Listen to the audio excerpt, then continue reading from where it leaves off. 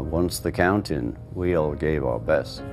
And that was a little later too, which I think is a natural thing, you know. For decades, the world believed Ringo Starr never hated anyone. He was the quiet Beatle, the easygoing drummer, the man who smiled through chaos and turned tension into jokes. Compared to Lennon and McCartney, fiery, competitive, and endlessly opinionated, Ringo seemed harmless, the one without grudges, the one who just kept playing while the others fought for control. But that story was only half true. Behind the peace signs and the self-deprecating humor lived frustration, humiliation, and wounds carved by people he trusted, sometimes in front of millions and sometimes behind closed studio doors. Ringo endured jokes about his talent, whispers about his importance, and dismissals that cut far deeper than tabloids ever reported. Because the pain didn't come from critics or strangers, it came from fellow musicians, producers, and friends who treated him like the least essential Beatle. And among all the names that hurt him over the years, there was one he never forgave, one that turned his quiet charm into a quiet resentment he would carry for decades. George Harrison, friend who left him behind. George was the brother Ringo believed would stay with him the longest. They shared humor, shared struggles, and shared the exhaustion of Beatlemania, kind of exhaustion that only 4 people on Earth could truly understand. For years, George was the one who defended Ringo's presence in the band, the one who laughed with him during the endless interviews, and the one who quietly reassured him when critics treated him like the replaceable Beatle. But when the group began to drift, George drifted the fastest. His collaborations moved outward, toward Clapton, Dylan, Billy Preston, and a growing circle of musicians who saw George as a songwriter finally liberated from Lennon-McCartney's shadow, while Ringo watched from the sideline. It wasn't rage that hurt Ringo, it was abandonment, the realization that even inside the Beatles he wasn't the first call anymore, that the brotherhood he believed would outlive the fame was now splintering, and that the one person he trusted to choose him simply didn't. John Lennon, the genius who changed overnight. Ringo admired John more than he ever admitted. John was sharp, fierce, and unapologetically brilliant, the kind of brilliance that didn't ask for permission and didn't wait for validation. To Ringo, John was both chaos and comfort, a troublemaker with a mind that could cut through an entire room with a single line. And for years, Ringo believed that no matter how strange things got, no matter how many scandals or ego clashes erupted, John would always remain part of the brotherhood that held the Beatles together. But when Yoko Ono entered the studio, John shut the door behind her and left the band outside. And that tiny shift changed everything. Recording sessions became arguments, opinions became offenses, and every rehearsal felt like navigating a kingdom with a new queen who never left the throne. Ringo didn't hate Yoko, not truly, but he hated what John became in her presence. Not a leader, not a friend, but a man ruled by someone else, someone who rewrote the rules of the band without ever asking the band if the rules should change. That betrayal wasn't loud or violent, it was quiet and suffocating. And for Ringo, it marked the moment when the Beatles stopped being a family and started being a battlefield. Paul McCartney, the perfectionist who made him walk out. In the studio, Paul didn't collaborate, he commanded. He dictated arrangements, harmonies, bass lines, tempos, and eventually, to Ringo's disbelief, even the drums. Paul wasn't malicious, but he was relentless, operating with the certainty of a man convinced he could hear perfection long before anyone else could play it. At first, Ringo endured it, joking through the tension and pretending the comments didn't sting. But when Paul sat at the kit during the White Album sessions to show Ringo how it should be played,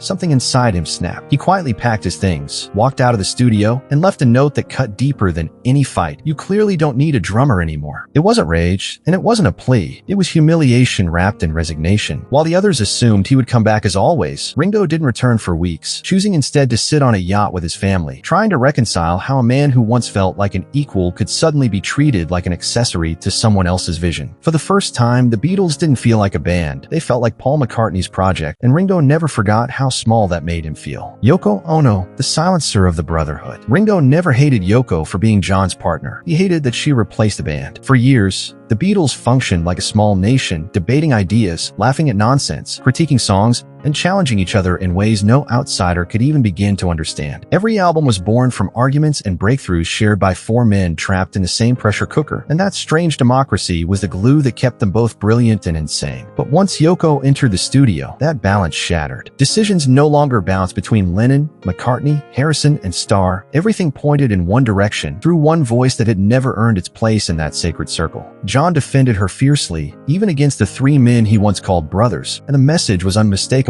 The band now had an outsider inside, and their opinions no longer mattered. Ringo didn't resent her as a woman or as an artist. He resented that the brotherhood they fought to protect dissolved overnight, replaced by loyalty to someone who had no history with the war they had survived. In that moment, the unity that once defined them didn't explode. It simply evaporated, and Ringo never saw it return. Keith Moon, the self-destruction that embarrassed him. Keith Moon adored Ringo, but Ringo could barely keep up with his chaos. Moon lived like the world was on fire, and he was determined to burn brighter than the flames. Smashing hotel rooms, drunken stunts, cars launched into swimming pools, furniture hurled out of windows, Moon turned fame into madness and madness into mythology, as if rock and roll demanded destruction as proof of authenticity. The industry loved it, fans romanticized it, and journalists treated every disaster as another chapter in some reckless heroic saga. Ringo didn't despise Keith. He despised what rock culture celebrated. To him, there was nothing artistic about waking up in a trash suite or watching another musician poison his body for applause. Ringo had lived through the insanity of Beatlemania,